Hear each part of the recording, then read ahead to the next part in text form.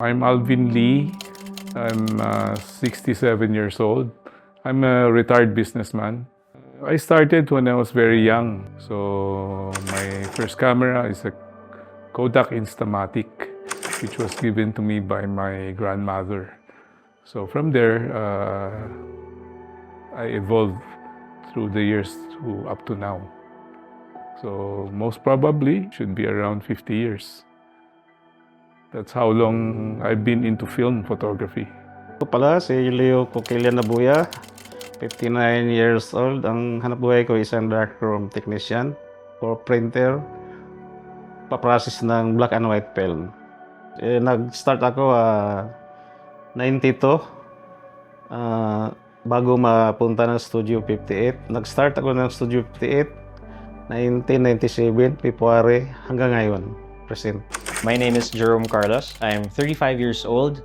Professionally, I teach in Ateneo, Business Finance, Applied Economics, and Entrepreneurship. But as a hobby, I do film photography. I started film photography around 2016. My wife, she was doing film photography, and I wanted to get into the hobby to get to know her better. So while she was away doing her master's, I picked up a camera, learned how to develop my own film, scan my own film, to surprise her when she comes back. Ako po ay si Raymond Manito, 40 years old, camera technician ng Dong Camera Repair Center. Kasi nag-start ako year 2003, anong taon na ngayon. Medyo matagal-tagal na rin, mga 20 years na rin siguro po. Ako si Rogelio Zacarias, 64 years old. Kasalukuyan na ang hanap buhay ay buy and sell ng camera. More or less siguro nasa 30 years na. Kasi before, 1996 nag-aaral ako ng photography and then naging film photographer. Siguro mga after 8 years, nag-start na rin akong mag-buy and sell hanggang ngayon.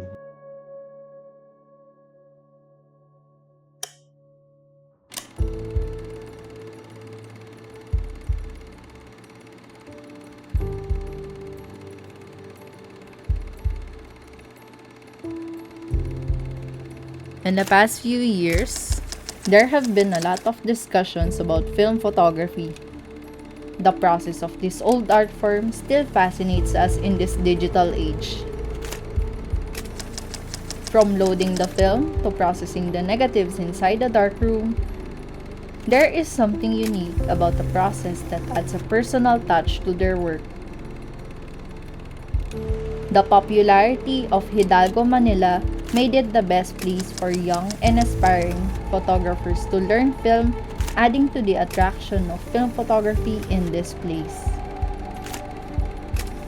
Because of this, the process of taking images on film cameras to the printing process, this art form unites the old and new film photographers, as it shows that film photography is still being practiced to this day.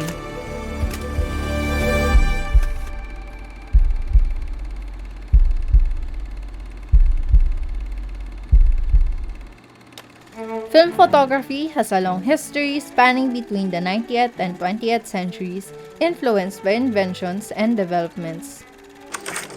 In 1889, Kodak introduced a lightweight roll film which transformed photography. It reduced the need for constant reloading and allowed multiple exposures. In the 20th century, film photography has evolved, with inventions like the 35mm film becoming the standard for still and motion pictures. As film sizes, types, and emulsion technology continued to improve, film speeds increased, and internal camera systems were optimized for faster operation. Technology has advanced and improved the quality of images, sensitivity, and color reproduction that contributed to film photography's worldwide popularity.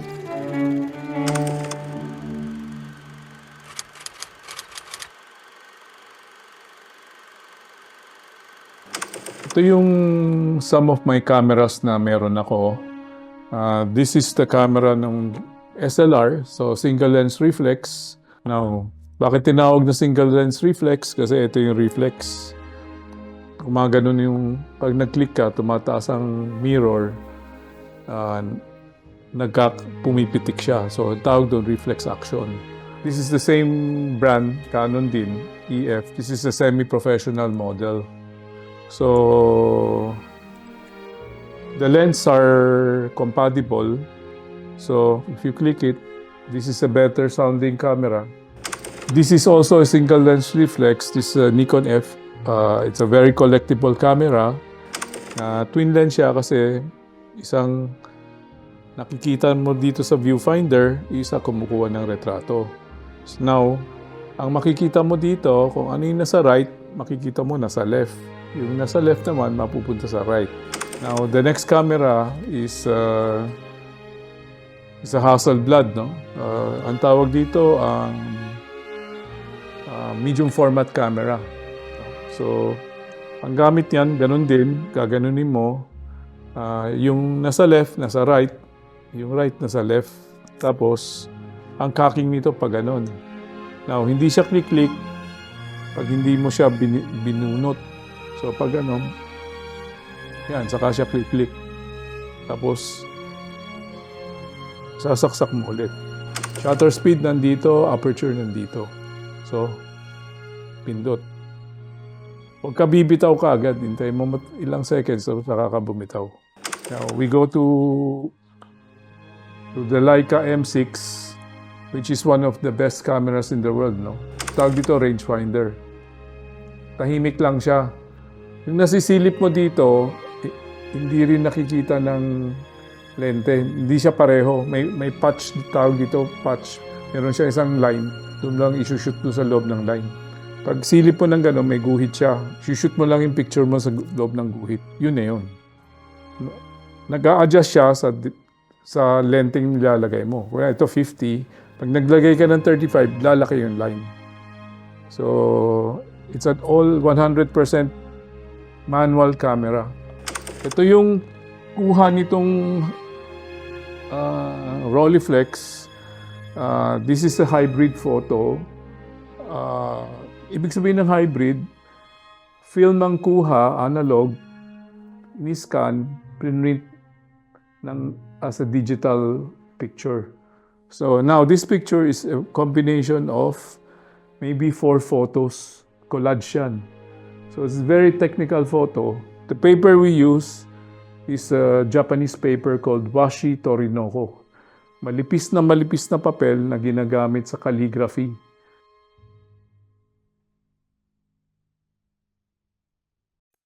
Ito po yung black and white paper, no? Ito sa box. Hindi to pwede buksan ng maliwanag kasi ma-expose eh. So, ang gagawin natin, pakita ko lang sa inyo yung mga test strip ko para makatipid sa print. Ganito kalaki yung test strip for printing.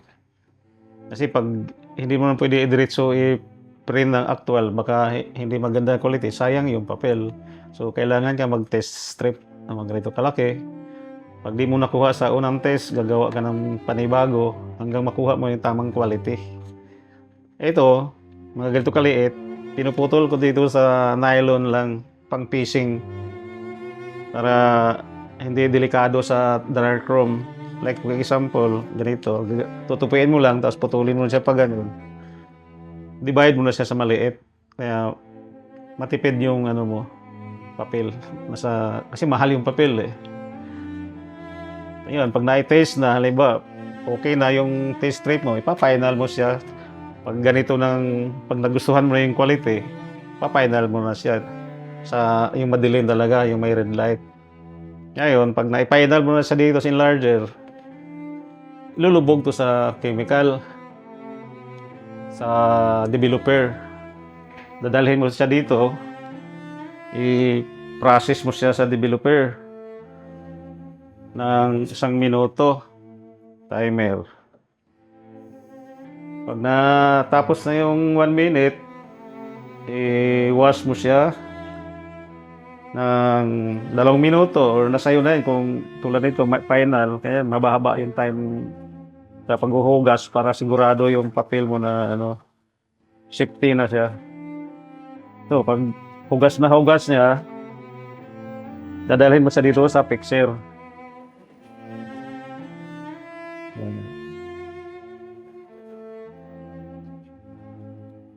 Tapos, I-fixer mo siya ulit ng 1 minuto. Pag na-fixer na siya, hugasan mo siya ulit. Final na to. Kailangan hugas na hugas. Ito, fiber base to. Ang hugas nito, nasa 1 hour or kalating oras running water. So, yung tinatawag kasi na Ilford fiber base, double wet.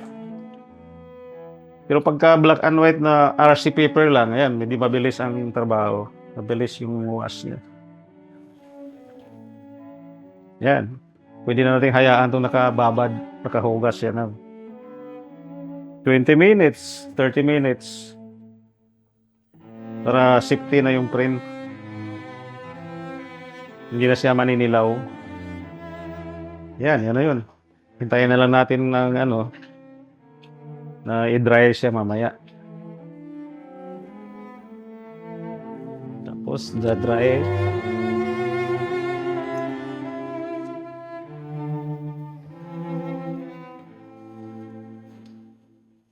Yan. Tapos siya.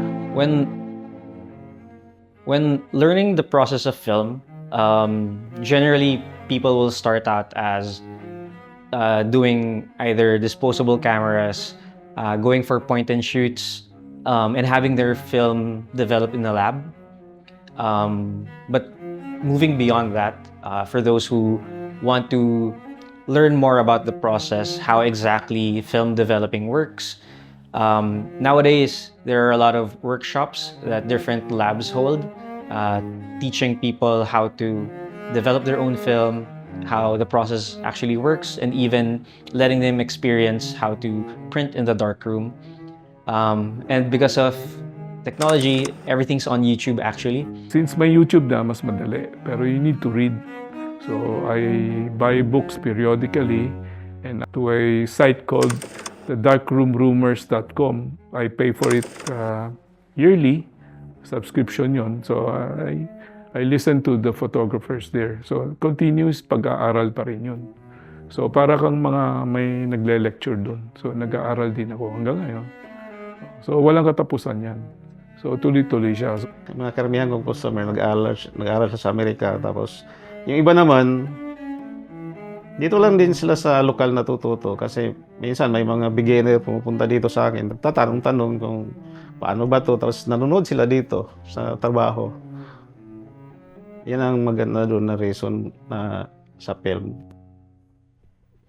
Yung iba kasi, pwede ba ko sumama dyan sa loob para mapanood ko yung trabaho mo? Oo, sigurado. Wala na problema. Kaya sinasama ko sila dito. Kagaya sa amin noon, may mga eskwelahan, kahit sa college, may mga may mga subject sila na photography. Sa mga hindi naman nagka-college, may tinatawag diyan na vocational patungkol din sa photography. Katunayan, ako noon, under ako ni Mr. Sullivan. Yung mga sumusunod na henerasyon naman kay Mr. Catalan. Ganun yung nangyari, kaya natutunan nila yung photography at bukod doon, natututo na rin silang mag-research kung paano. Dati kasi dito sa Quiapo, meron silang ginagawang grupo. Yung mga may-ari ng shop, gumawa sila ng grupo na kumukuha din talaga sila ng litrato. Tapos nagle-lecture sila ng kung sinong mga gustong matututo, tinuturuan nila. Ganon. Meron silang dati, parang Photographers Association.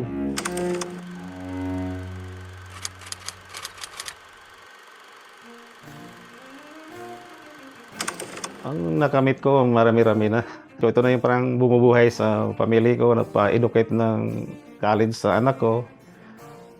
Saka maraming friend, marami kang kaibigan ng mga professional photographer dito sa Manila, ay sa abroad din ng iba, mga foreigner, magpapagawa dito.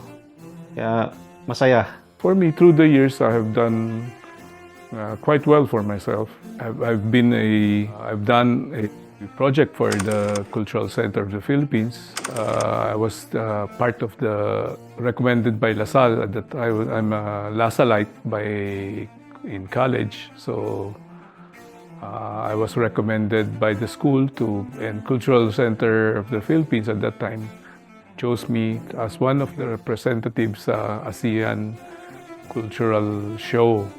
So the show was presented through all the countries in ASEAN. The subject matter I had was Smoky Mountain at that time. So I do exhibits, and my curator currently is Crucible Gallery. Then for more serious works, have been curated by luzpiminda.ph, which is owned by Katia Guerrero. Napunta ako dito dahil yung may-ari nitong shop, si Sir Virgilio Gales, asawa po siya ng auntie ko. So, nung ako elementary pa lang, sinabihan na niya ako na kapag makapag-graduate ako ng high school, pwede ako dito sa kanya magtrabaho. Then, dumating din yung time na medyo natututo tayo. Then, hanggang sa doon nag-umpisa na nag-repair ng pailan-ilan, hanggang sa na-regular technician talaga ako. Dati kasi, nag-start ako as film photographer. Naging DSLR, tapos naging mirrorless. Pero since, lalo na ngayon, 64 na ako, hindi na halos ako tumatagal din sa mga event. Yung resistensya ko. So, nag-shift naman ako sa buy and sell para sa ganon. Dahil ito naman yung passion ko, so ito na yung pinili ko. So far, I've been able to the entire process, starting from taking the photos, processing the film, scanning, and even printing it on traditional darkroom paper. And over the next few years, I was able to hone in on the things that I want to do with film photography, mainly doing portraits and capturing scenes when we travel.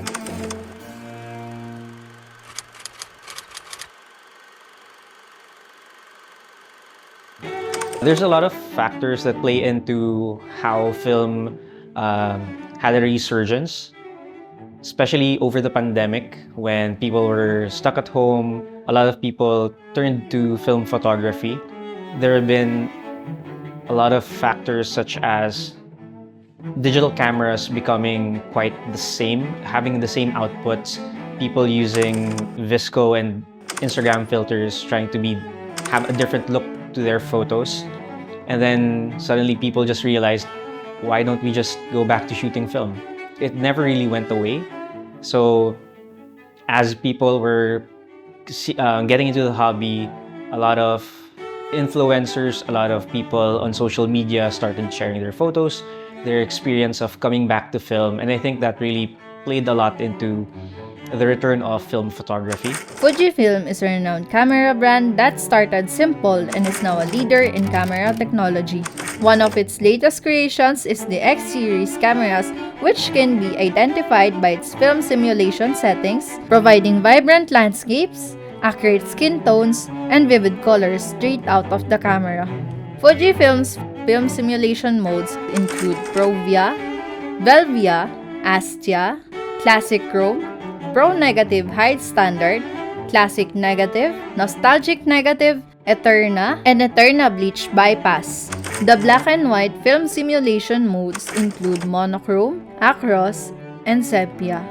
Each mode has distinct features that are appropriate for various kinds of photograph, from colorful landscapes to vintage-inspired portraits. These features on Fujifilm cameras have made them more accessible and have greatly impacted photographers.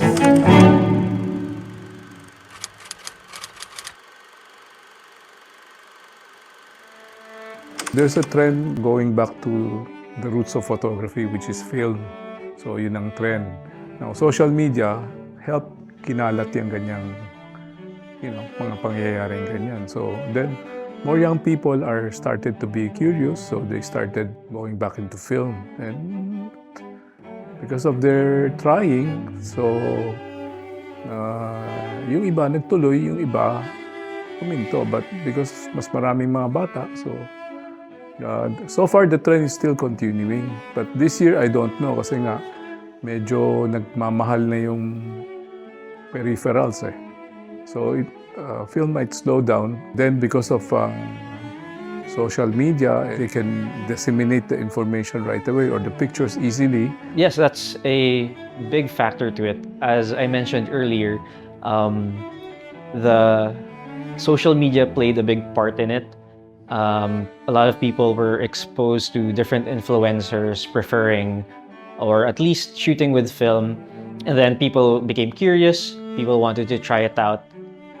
In the same way, again, as people were using different filters from apps like Visco, Instagram, even in TikTok, you have certain filters that you use, putting in grain, putting in light leaks. Sa kabila ng mga iba-ibang invention ng camera, marami pa rin ang mga film hobbyists, mga film enthusiasts na gumagamit ng film. Kaya sabi nga, may excitement daw yun. Usual na mga gumagamit ng mga yan, makikita mo sa mga post nila sa IG, ang gaganda, grabe. Mapa black and white or colored. Ang gaganda. Well, like anything else, I need to adapt to the digital world. So when you're a film photographer, of course you need to shoot digital.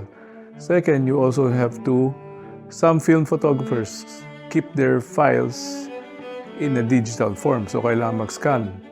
No? Then aside from that, when you print now, you need to make a digital format para ka makaprint sa printing press. So definitely, kung film shooter ka, kailangan ka mag-scan. That's the digital world. Then also, there's such a thing as hybrid. So you shoot film, you scan digitally, then you print digitally. Pero the base photo is from film. So it's really a complementary way of looking at it. Yung mga nagpapagaw dito, mga regular na talaga ng customer, yung gusto nila, yung quality ng trabaho ko, yun ang in demand din sa akin. Kaya sila bumabalik kasi yung iba, mag-drop lang ng film dito, ako nang bahala sa quality. Pag sinabing, alam mo na yan, hindi na sila mamroblema. Si Alvin Lee, isa rin, maganda rin sa instruction. Pero pag nagpa-print si Alvin Lee, kasama talaga dito sa darkroom. Habang nagpiprint, kwentuhan kami dalawa. So in the Philippines, it's quite difficult to have a consistent stock of cameras, film. It's a good thing that we have Filmfolk, the leading distributor of film in the Philippines. We still have Fujifilm distributing their Fuji products. But because of that very high demand, there's always a shortage of film that's available. And even because of this shortage, prices have begun to inflate. Sa akin, gusto ko kasi yung film talaga, yung compare mo sa colored. Yung colored kasi pag mga 20 years, nagpipid na yung quality. Pero ang black and white, yung traditional, hindi talaga siya nagbabago yung quality. Kahit 20 years, 4 years, pataas pa 40 years, hindi siya nagpipid. Ang colored kasi 20 years, kahit naka-album pa yun. No? Mapipid na yung minsan nababakbak pa yung tawag nun, yung kulay niya. Kahit naka-preserve pa siya. Then the look of film is very organic. Pag tinignan mo siya, yung print mismo, malalim ang tingin. Then magaspang siya, hindi siya malinis tignan. May look siya na iba kakaiba. So mahirap paliwanag until you see it. Then of course, different film paper, like I use glossy. Some people prefer matte. Wala naman tamang mali dyan. Iba kasi yung film iba yung detalye, iba yung yung resulta ng ng film camera. Kasi hindi mo na kailangan na ayusin pa sa computer. Pwede rin kung nakukulangan ka pa. At saka bukod doon, may tinatawag na excitement doon sa film photography. Not so much about the quality, but rather it's the experience that makes me prefer film over digital. Because honestly, right now digital is much sharper than film. Digital will definitely, in terms of quality, beat out film. But though, again, we shoot film not really for the sharpness or not really for the quality of the photo, but rather for the look that it can achieve. That's why people who shoot digital, they do their Instagram filters, they do their Lightroom presets to make it look like film. para sa akin, mas gusto ko talaga ang kalidad ng film compare sa digital. Yun pa lang sa pag-blow up ng picture, meron ng diferensya yan. Tsaka isa pa, ang film kasi may excitement yun. Actually, it's pretty common. Walking around the city, you can see people holding point and shoots, holding disposable cameras, and even really old cameras. I've seen people with as old as 70 years old still working, and it's really nice to see that film hasn't gone out. I would rather say people who use film as a medium. To classify a person as film photographer, medyo malalim pa yun eh. So I would say to encounter people who use a film camera, mas marami ngayon. Base dun sa experience ko dito, dito lang kami sa Hidalgo, marami mga, bukod sa estudyante, marami yung mga film hobbyists, mga film enthusiasts talaga na kung hindi naghahanap ng camera, naghahanap ng film. Kasi parang mas gusto nila yon. Mas minsan, may mga ibang customer, 2 times pumupunta dito para magpapaprocess ng film. Minsan kasi, hindi na rin sila nagpapaprint kasi ginawa lang, scan lang. May mga scanner sila personal. Pero yung iba talaga, katulad ni Sir Alvin, kasi sa kanya, exhibit. Kaya talagang, pagkatapos ng photography niya, tatawag dito sa akin, process namin yung film. Pagkatapos, pipilian niya, i-print na yung actual size. Kung 20 by 24, 60 by 20, 11 by 14. Ngayon, hindi na ganun kadami ang gumagawa ng film. Kasi kukunti na lang, ilan na lang. Kasi mostly kasi naharap na nila yung digital. Siyempre, digital age na rin ngayon, siguro, kaya ganun. May ambag ko sa kanila yung trabaho ko, yung quality. Kaya yung iba bumabalik-balik kasi yung quality ang hinahanap nila, katulad ni Sir Alvin, yung isip niya at saka isip ko, magkaparehas kami. Kaya pag sinabing trabaho ng darkroom, hindi masyado nahirapan yung mga gusto niya kasi nasusunod ko yung mga gusto niya masusunod. Me, Leo, maybe a few others, konting-konti lang kami who does this, that kind of a level of printing.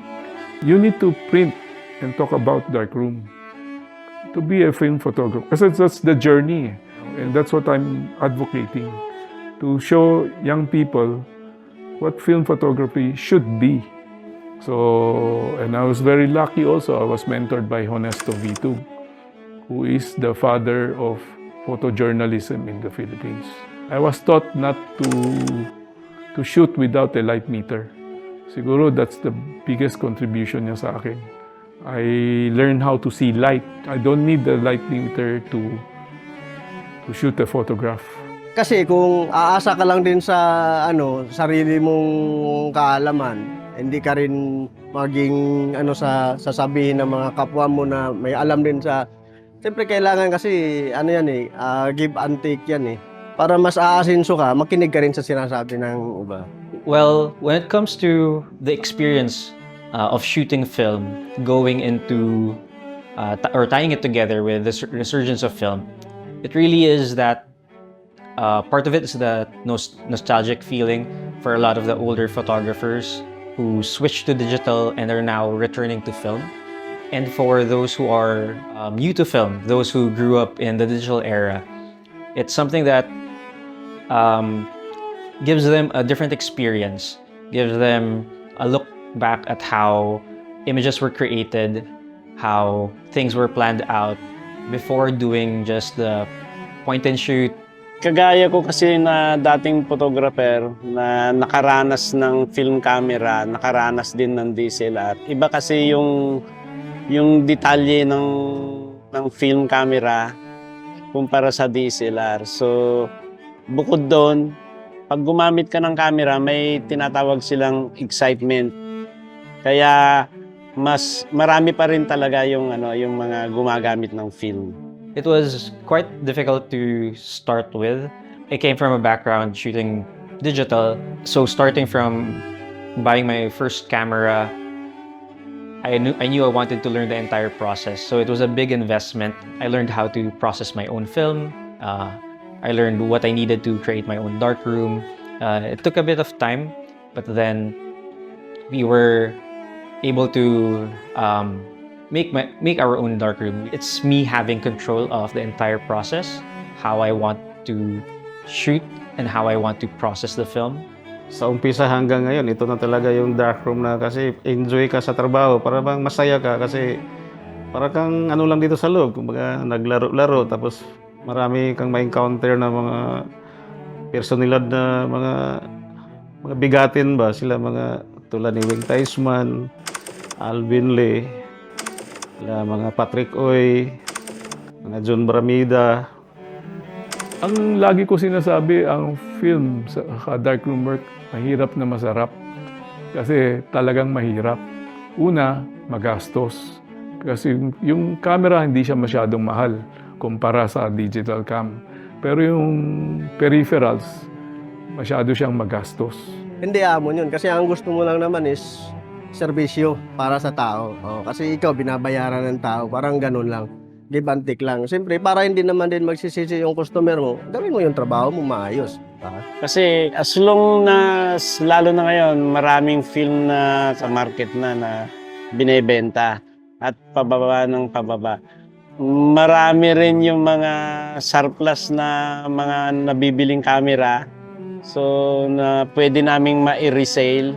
Kailangan mo lang i-check nang mabuti para naman yung gagamit masiyahan naman. I really think one is that it keeps them disciplined. Again, it depends on the industry that you're in. It's very difficult to do film photography when you're doing, for example, events, maybe weddings, especially those moments that it's crucial for you to be able to get that shot. When it comes to film, it could be a hit or miss. Dahil sa marami pa rin talagang gumagamit ng film. May mga nabibiling mga film, mga camera. Yung iba, kaya sila gumagamit pa rin ng film kasi lalo na yung mga lumalaban sa contest. So, kahit sabihin mong luma na siya, luma na yung film, may mga bagong invention, nandun pa rin. Marami pa rin gumagamit. It's more their passion. For example, like a Japanese photographer, Hiroshi Sugimoto. Hanggang ngayon, film pa rin siya. Yun pa rin ang ginagawa niya. So, there are some people who are, kumbaga, top class sila. Yun pa rin ang ginagawa nila. Kasi, siyempre, hanggat nandyan yung film, may gumagamit talaga niyan. Lalo na ngayon, siyempre, yung sinasabi mo kanina, trending, di ba? Pag nag-trending kasi, dumadami din yung mga paggawa, dumadami yung gumagamit ng film. Kasi kung ano man yung dahilan nila, kung bakit nila ginamit ulit yung mga ganon, kung gusto nila ma-experience yun.